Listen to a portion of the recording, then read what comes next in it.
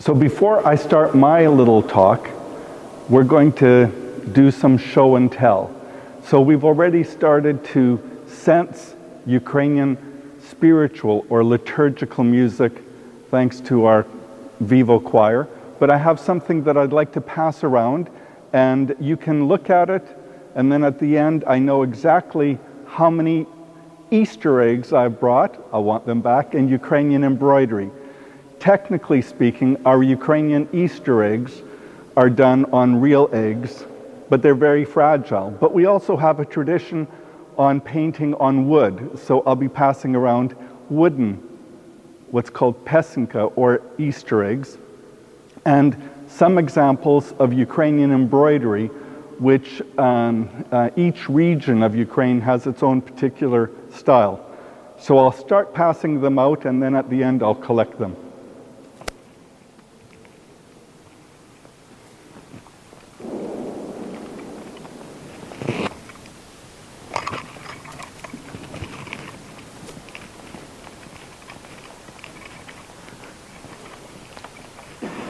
So you can pass this through.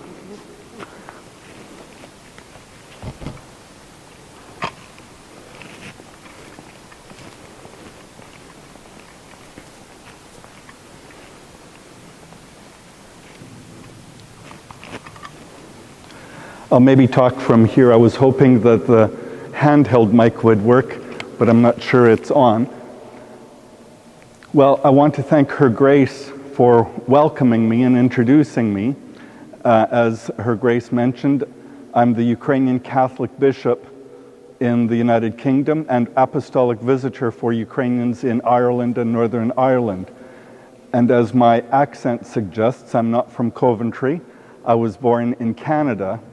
And 4.5 years ago, Pope Francis reassigned me from the Ukrainian Catholic Diocese in British Columbia, where I was bishop for 13.5 years, to here. And my enthronement as bishop for Ukrainian Catholics, Belarusian and Slovak Eastern Catholics occurred 3 days before the full-scale lockdown of COVID. And my staff, after my enthronement, said, "You'll be okay. It's only going to be for 2 weeks." And of course, they all went home and they said, "There's food in the deep freeze. I'm sure you'll survive." And that was 2.5 months of surviving in London, basically all by myself. My topic today is Ukrainian customs, current and past. An interesting subject for us, especially for today, because we know that over 300,000 Ukrainians who have become recently displaced because of the brutal war in Ukraine have found shelter, refuge, kindness, and safety here in the United Kingdom. Prior to that full-scale invasion, we could say that approximately 60,000 people here in the United Kingdom could claim Ukrainian ancestry. But now we have over 360,000 people of Ukrainian ancestry. So who are we? Why are we here? What does culture, custom, and tradition have to do with us? Who are we? We're your neighbors here now. We've been accepted.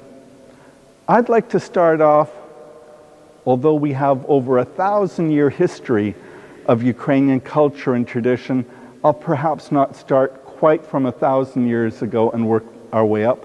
I think I'll start in a small, rural setting in Western Canada, in Saskatchewan, where I grew up. I am a 4th or 5th generation Ukrainian Canadian. And many people would say, well, aren't you just Canadian after that many generations? But yet, somehow, Ukrainians, through the centuries of invasion, of occupation, of diaspora, of being around the world, have been able to maintain their culture, their tradition, and their way of worship. And it has to do, I think, with beauty. Growing up on the prairie provinces, where in the wintertime it could be as cold as -40, that's pretty cold, and in the summertime it could get as hot as +30, 35.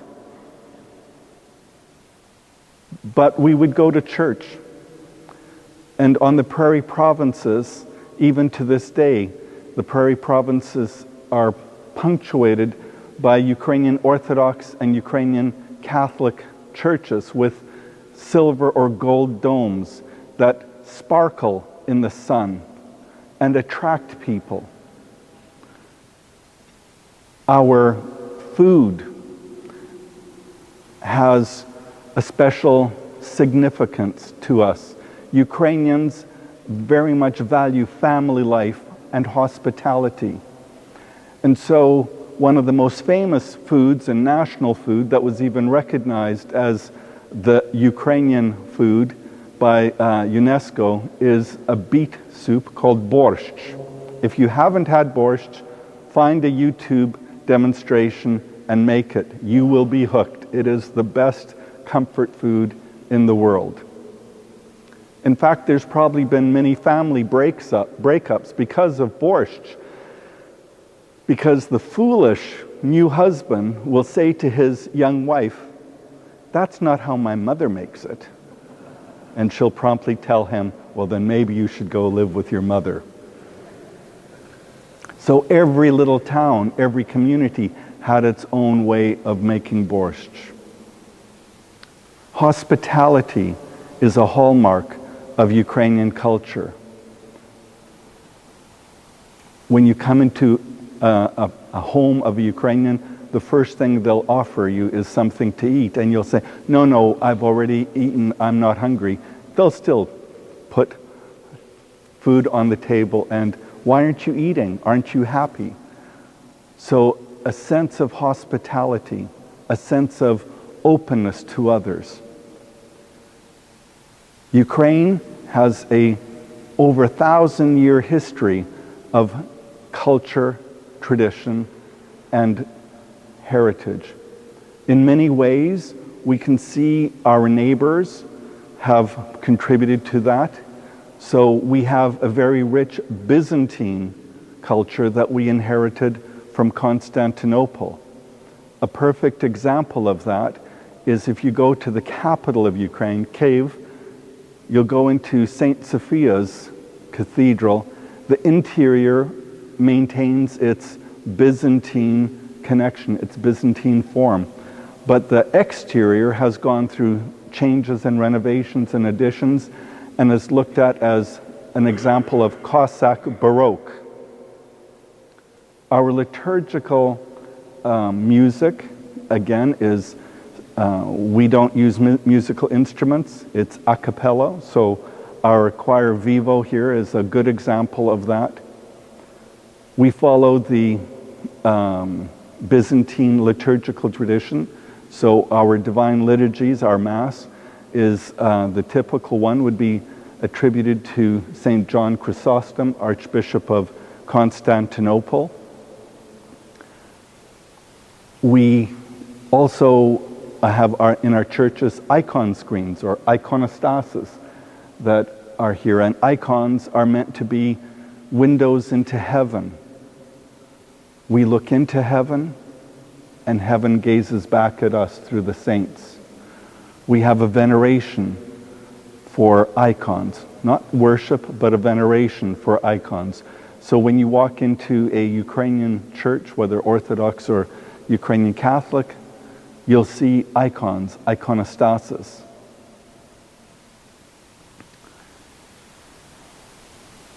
Ukrainian heritage also was carved and formed by our history, as it was here in England.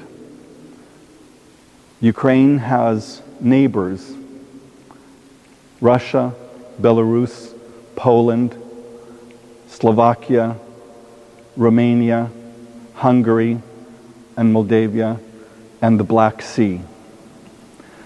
And over the centuries, Ukraine and Ukrainians have been occupied, their territories occupied, their culture during certain periods was attempted to be suppressed, but somehow this freedom that Ukrainians feel overcame these things. But also, there's been cultural expropriation, especially during the Soviet periods. The name Ukraine, the people of Ukraine, and our customs and traditions at different times were attempted to be wiped out or changed. So, for example, in the National Gallery in London, you have Edgar Degas painting, a famous painting that many people would have known as the Russian Dancers. That's been changed. The name is what it is, Ukrainian Dancers. And so we've had to look into history, both recent and past, as to how the world has perceived who we are as a cultural group. We have various regions, just as here in England, you have people from Newcastle who, I don't know, is anybody here from Newcastle? Have family in Newcastle? Do you understand when people speak English from Newcastle? We also have those differences, but you can tell that they're all part of this Ukrainian nation. Ukraine, up until the full-scale invasion, had approximately 44 to 50 million people. Many people have had to flee harm's way, landing all over the world, especially in Western Europe and here in the United Kingdom. And they brought with them their cultural heritage, and it means so much to them. Their language, their wanting to be part of community. Since the full-scale invasion, we also,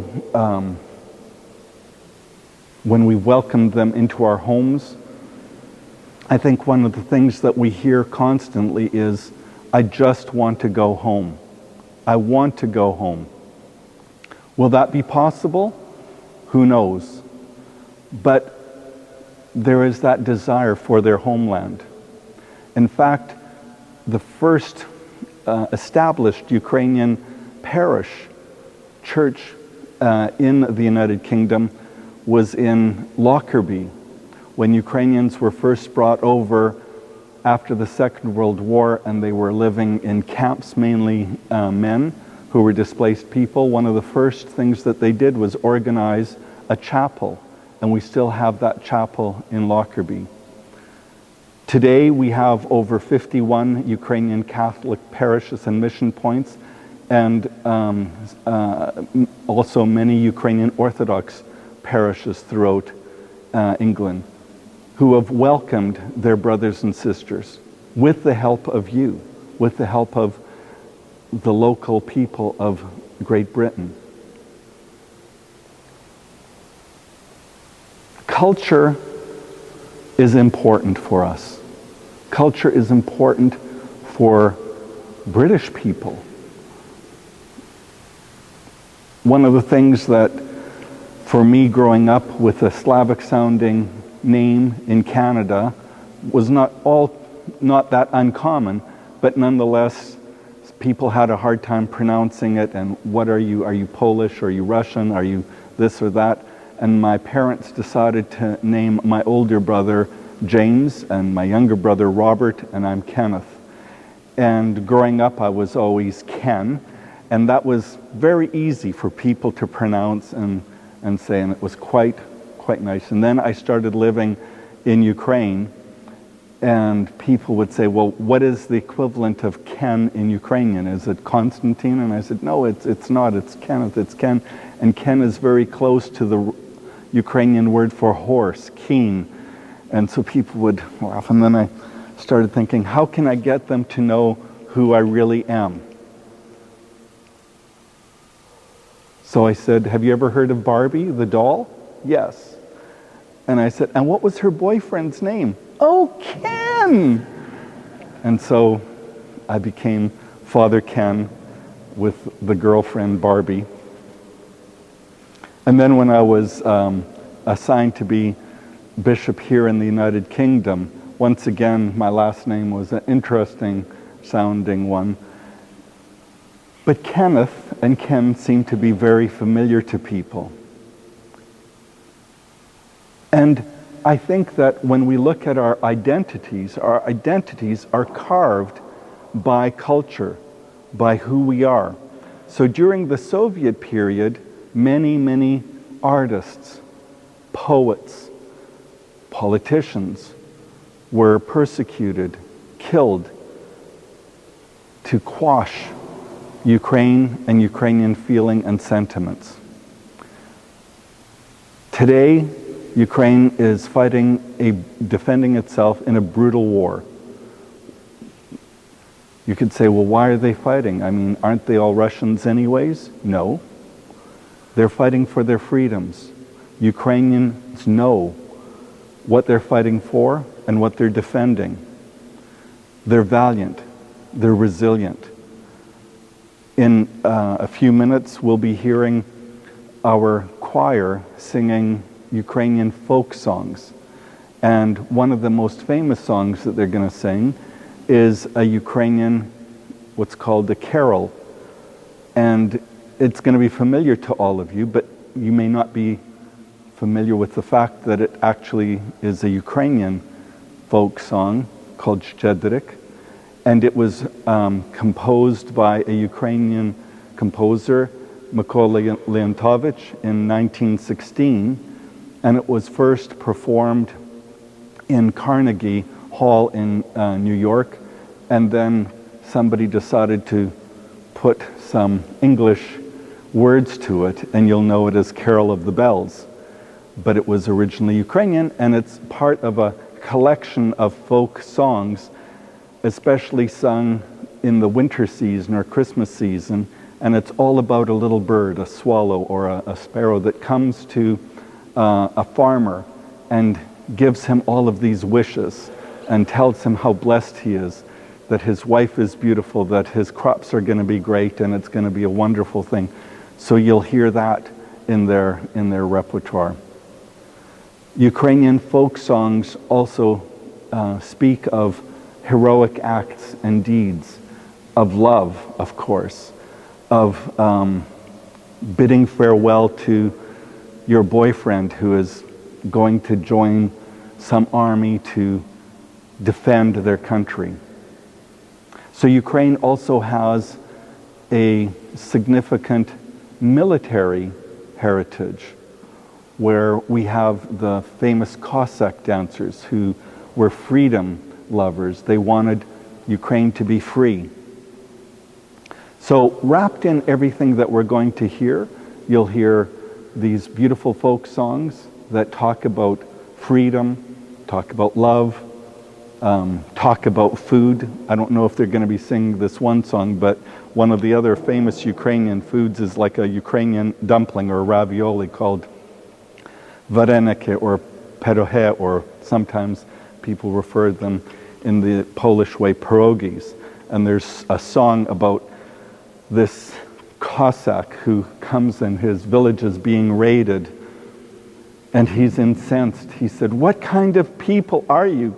You can take my animals, you can take my family, but for goodness sakes, leave my vareniki, my pierogi, these dumplings with sour cream.